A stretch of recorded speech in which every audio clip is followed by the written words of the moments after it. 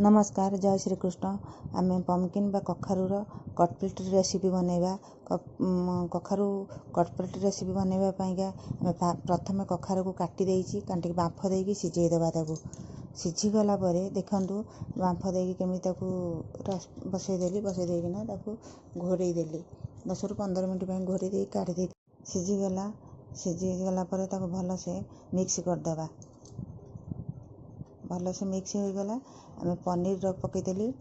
पनीर गेटरे पनीर घसी दे गेटरे पनीर गुंड गुंड कर पकईदेली।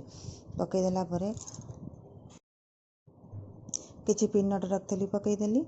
पीनट किछि जिंजर, किछि कोरिएंडर लीव्स, ग्रीन चिली, मसला गुंड, जीरा गुंड, टर्मरिक पाउडर, चिली पाउडर, गरम मसला पाउडर, कोरिएंडर पाउडर सब पकईकी सॉल्ट पड़ची सबू मसला को पकईकी आम भल भाव ताकू मिक्स करदे।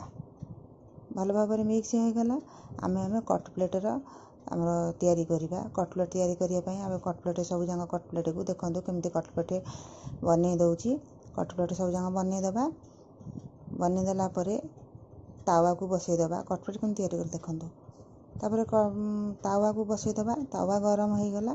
गरम हो गला परे जो कटलेट को करथली ताकू तेल टिके दे देबा। तेल रे ताती गले ताकू कटलेट को आम दे देबा। देखो ताती गलानी। ताती गला परे आम कटलेट रा दे देले।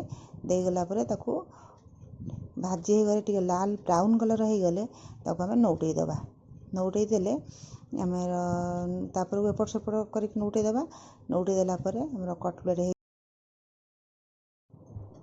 आम ताकू लो मीडियम रे देगी कटलेट तैयारी करिबा। अधिका दबानी। अधिका तेल गले पोड़ी जीवार चांसेस थाए। आम लो मीडियम करदेबा। करदेला परे भाजी हो गला। आम कटलेट रेडी हो गला। पम्पकिन कटलेट रेडी हो गला। देखंतु आपण माने यदि वीडियोटा आपनको भल लागि थाए लाइक शेयर सब्सक्राइब करंतु।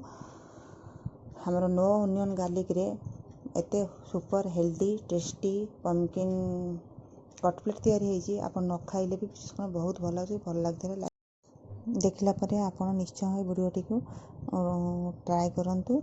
निजे खांतु, परिवार को खुआंतु, हेल्दी रुहंतु।